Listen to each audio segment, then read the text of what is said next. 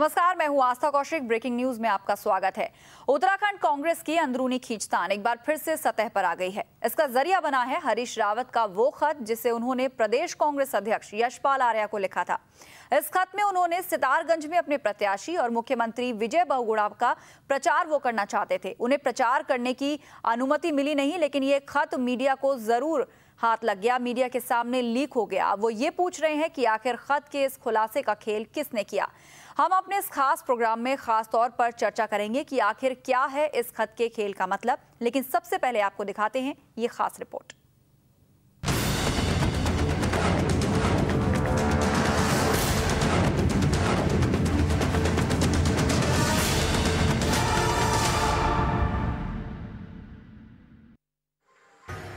कैसे लीक हुई चिट्ठी, कैसे आई खत में लिखी बात सामने।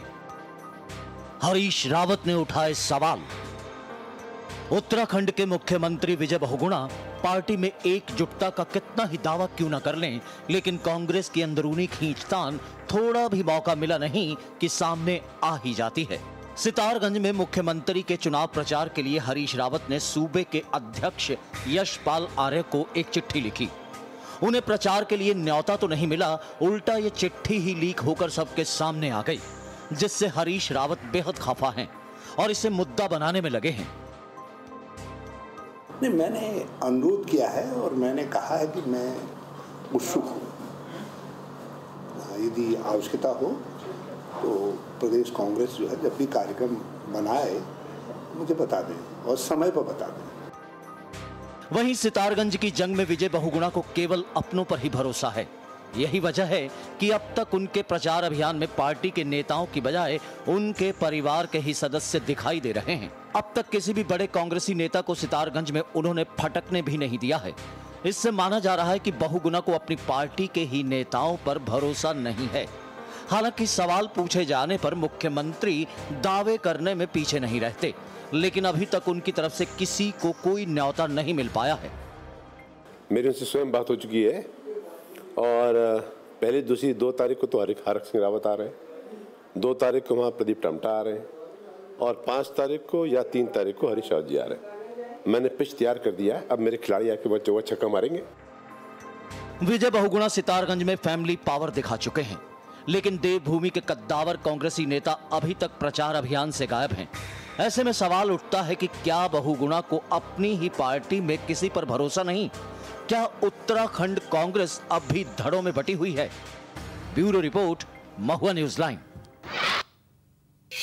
तो क्या कुछ चल रहा है उत्तराखंड कांग्रेस के अंदर और क्या है इस खत के पीछे का खेल? इस पर चर्चा के लिए मेरे साथ मौजूद हैं वरिष्ठ पत्रकार आशुतोष उप्रेती जी। बहुत बहुत स्वागत है आशुतोष जी आपका।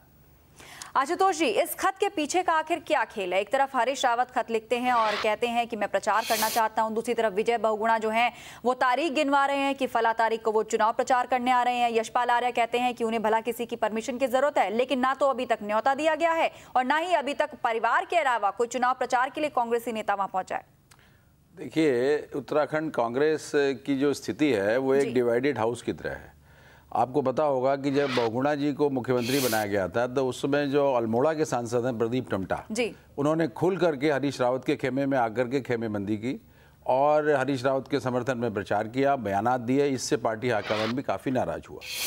अब हरीश रावत ये चाहते थे कि उसके जैसे ही उनका मुख्यमंत्री के रूप में उनका अनाउंसमेंट हुआ, उनका घोषणा हुई, तो वो प्रदीप टमटा को प्रदेश के अध्यक्ष की जिम्मेदारी सौंप दी जाए।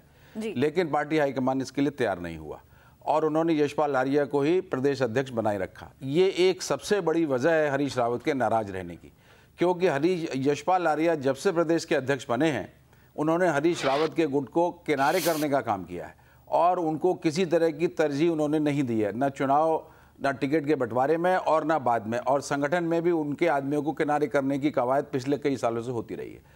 और अब जब ये बाई इलेक्शन हो रहा है, इसमें एक बात हवा में तैर रही थी कि ये बाई इलेक्शन जो होगा ये वर्चस्व की लड़ाई होगी 2 गुटों की, हरीश रावत के पक्ष की और उसके विरोधी पक्ष की। अब ये मौका हरीश रावत गंवाना नहीं चाहते थे और ये बात हाईकमान तक पहुंच रही थी कि हरीश रावत का गुट इसमें असहयोग कर सकता है, इसमें इस चुनाव को पलीता लगाने का काम कर सकता है।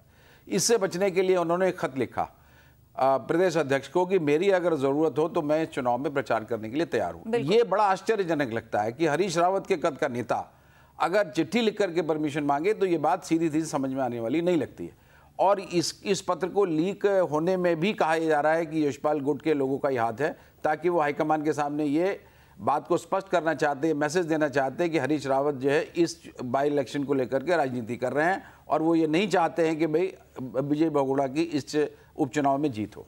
ये एक सबसे बड़ा कारण है जी। और सितारगंज की अगर यहाँ बात की जाए तो सिवाय परिवार के, चाहे वो हरीश रावत हो या कोई भी यूं कहें कि शीर्ष या वरिष्ठ नेता हो उत्तराखंड कांग्रेस के, कोई भी नजर नहीं आया। तो क्या यहाँ विजय बहुगुणा का कॉन्फिडेंस इस कदर डोला हुआ है कि वो बिल्कुल इतना ज्यादा फूक फूक के कदम रख रहे हैं कि चाहते ही नहीं कि कोई वहां तक पहुंचे?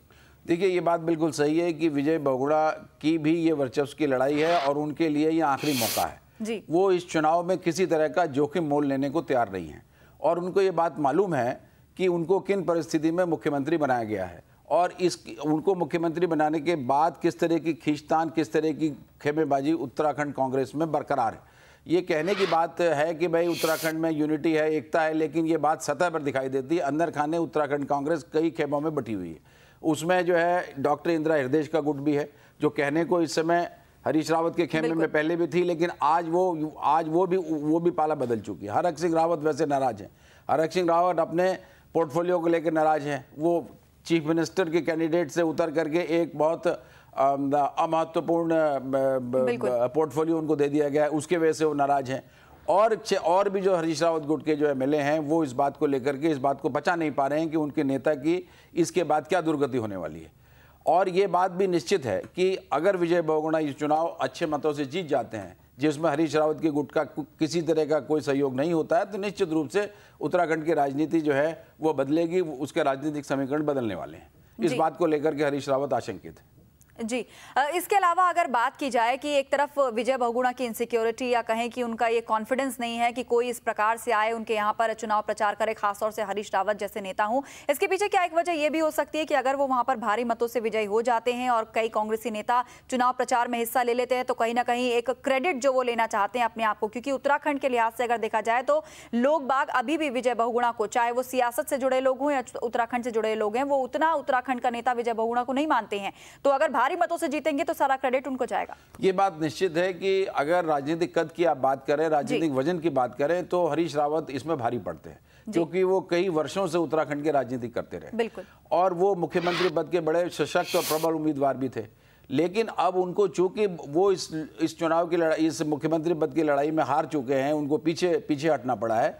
अब वो अपना वर्चस्व दिखाना चाहते हैं कि अगर उनके कद के नेता को अगर पार्टी हाईकमान या प्रदेश का नेतृत्व तवज्जो नहीं देता है तो उसका क्या खमियाजा उसको भुगतना पड़ सकता है।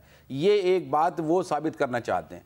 लेकिन वहां जिस तरीके के समीकरण विजय बहुगुणा ने बिठाए हैं, जिस तरीके से समाजवादी पार्टी और बसपा के लोगों को अपने साथ मिला है, जिस तरीके से इंडिपेंडेंट एमएलएस को लगाया, जिस तरीके से उनका परिवार इस चुनाव को चला रहा है और जिस तरीके से वहां का माहौल बनता जा रहा है, मुझे नहीं लगता है कि भाई विजय बहुगुणा को इस उपचुनाव को जीतने में कोई बहुत बड़ी परेशानी आने वाली है जी। और इसके बाद निश्चित रूप से विजय बहुगुणा का जो गुट है, उसका जो पक्ष है वो मजबूत होगा और इसके लिए राजनीतिक नुकसान जो है वो हरीश रावत के खेमे को उठाना पड़ सकता है।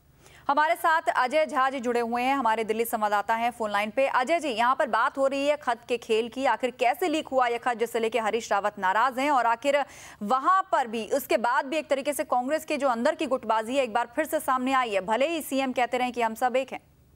देखिए आस्था, सबसे महत्वपूर्ण बात यह है कि हरीश रावत पहले ये कहते रहे कि उन्हें चुनाव प्रचार के लिए आमंत्रित नहीं किया जाता है। उसके बाद वो चुपके एक पत्र लिखते हैं जिसका यशपाल आर्या को, जिसमें वो ये कहते हैं कि मैं मुख्यमंत्री के चुनाव प्रचार करने को उत्सुक हूं और मुझे बुलाया जाए और समय और तारीख बताया जाए। उसके जब ये बात कहते हैं और जब ये चिट्ठी भेजते हैं उस वक्त मुख्यमंत्री दिल्ली में मौजूद होते हैं। 2 घंटे बाद ही मुख्यमंत्री और उनकी फोन पे बातचीत होती है। उसके बाद मुख्यमंत्री ये कहते हैं कि किसी ने हरीश रावत को, हरक सिंह रावत को, प्रदीप टम्टा को किसी ने चुनाव प्रचार करने के लिए आने से नहीं रोका है और इन लोगों का कार्यक्रम तय किया जा रहा है।